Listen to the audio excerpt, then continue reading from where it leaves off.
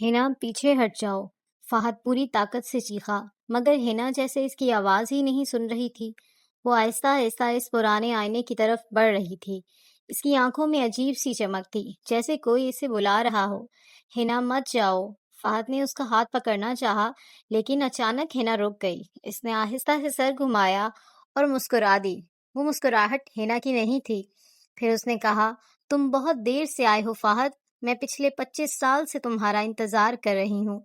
फहद के जिस्म में सनसनी दौड़ गई, क्योंकि हिना सिर्फ 22 साल की थी, तो वो 25 साल से इसका इंतजार कैसे कर सकती थी। इसी लम्हे कमरे का दरवाजा धमाके से बंद हो गया और पूरा कमरा अंधेरे में डूब गया। 3 दिन पहले फहद अपने दादा के इंतकाल के बाद इनका सामान तरतीब दे रहा था। एक पुराना संदूक खोलते हुए उसे एक तस्वीर मिली।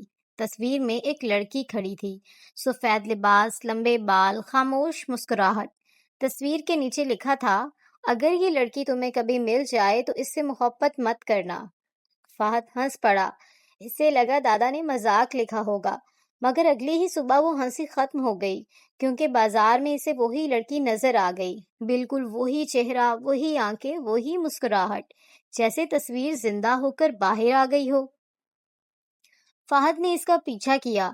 लड़की एक किताबों की दुकान में दाखिल हुई। फहद भी अंदर चला गया। लड़की ने बगैर मुड़े कहा, आखिर तुमने मुझे ढूंढ ही लिया। फहद वहीं रुक गया। आप मुझे जानती हैं? लड़की मुस्कुराई, शायद तुमसे भी ज्यादा।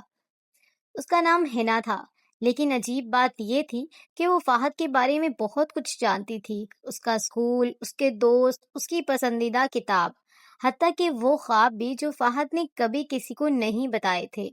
फहद की दिलचस्पी बढ़ती गई और आहिस्ता आहिस्ता दोनों मिलने लगे। मगर हर मुलाकात में हिना कोई न कोई अजीब बात कह देती। कभी कहती, कुछ लोग मरने के बाद भी रास्ता दिखाते हैं। कभी कहती, तस्वीरें कभी कभी वक्त को कैद कर लेती हैं। और कभी अचानक खामोश हो जाती। एक रात फहद को नामालूम नंबर से मैसेज आया, सिर्फ एक तस्वीर। इस तस्वीर में फहद और हिना एक साथ खड़े थे, मगर मसला ये था कि ये तस्वीर 10 साल पुरानी थी और फहद ने हिना को सिर्फ 2 दिन पहले देखा था। फहद के हाथ कांपने लगे। तस्वीर के पीछे तारीख लिखी थी, सन 2016। वो हैरान रह गया, ये नामुमकिन था।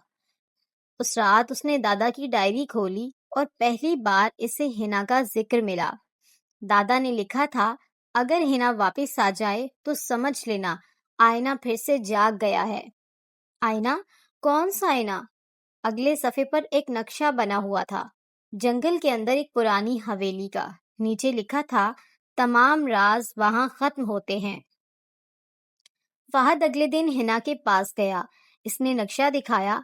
हिना का रंग उड़ गया। पहली बार वो खौफजदा नजर आई। हमें वहां नहीं जाना चाहिए। क्यों?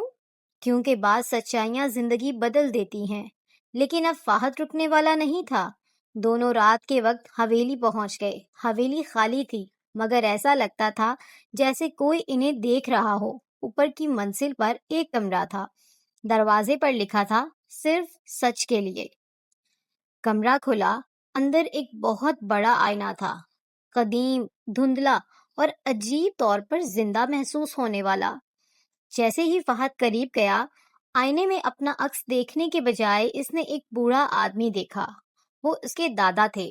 दादा ने आईने के अंदर से कहा, फहद वापस चले जाओ। फहद के कदम लड़खड़ा गए। दादा, अभी भी वक्त है। मगर अचानक आईना स्याह हो गया और फिर इसमें एक और मंजर जाहिर हुआ। हिना रो रही थी, अकेली, वीरान कमरे में। फहद ने हैरत से हिना की तरफ देखा। ये क्या है? हिना खामोश हो गई। इसकी आंखों में आंसू आ गए। मैं तुम्हें सच बताती हूँ। 25 साल पहले फहद के दादा इसी हवेली में आए थे। इनके साथ एक छोटी बच्ची भी थी। इस बच्ची का नाम हिना था। आईने ने उसे एक ख्वाब दिखाया था, ऐसी जिंदगी जिसमें इसके तमाम ख्वाब पूरे हो चुके थे। वो इस ख्वाब में इतनी खो गई कि हकीकत से दूर होती चली गई। साल गुजरते रहे, मगर हिना ज़हनी तौर पर इसी ख्वाब में कैद रही। इसे लगता था कि वक्त रुक गया है, जबकि हकीकत में पूरी दुनिया आगे बढ़ चुकी थी। तो तुम 25 साल से... فہد کی آواز رک گئی۔ ہاں، ہینا نے آہستہ سے کہا، میں اپنی کھوئی ہوئی زندگی کے پیچھے بھاگتی رہی۔ اسی لمحے آئینہ چمکا اور فہد نے اپنا دوسرا روپ دیکھا، ایک کامیاب، امیر، مشہور فہد، وہ زندگی جس کا وہ ہمیشہ خواب دیکھتا تھا۔ آئینے سے آواز آئی، ادھر آ جاؤ، یہ زندگی تمہاری ہو سکتی ہے۔ چند لمحوں کے لیے فہد واقعی کھو گیا۔ اسے لگا کہ وہ سب کچھ چھوڑ کر آئینے میں داخل ہو جائے گا، مگر پھر اس کی نظر ہنا پر پڑی۔ وہی غلطی ہنا برسوں پہلے کر چکی تھی۔ فہد نے آنکھیں بند کی اور پوری طاقت سے ایک پتھر اٹھا کر آئینے پر دے مارا۔ آئینہ ٹوٹ گیا، کمرہ لرز اٹھا اور ہر طرف خاموشی چھا گئی۔ کئی لمحوں بعد ہینا نے آہستہ سے آنکھیں کھولی۔ اس کے چہرے پر پہلی بار سکون تھا، جیسے کوئی بہت لمبی قید ختم ہو گئی ہو۔ سورج طلوع ہو رہا تھا۔ دونوں حویلی سے باہر آئے۔ فہد نے آخری بار پیچھے مڑ کر دیکھا۔ حویلی اب عام سی کھنڈر لگ رہی تھی۔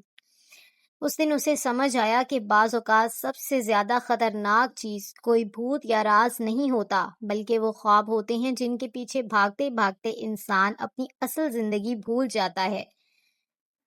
جو زندگی آپ کے پاس ہے اسے جینا سیکھیں۔ بعض لوگ پوری عمر اس زندگی کے پیچھے بھاگتے رہتے ہیں جو کبھی ان کی تھی ہی نہیں۔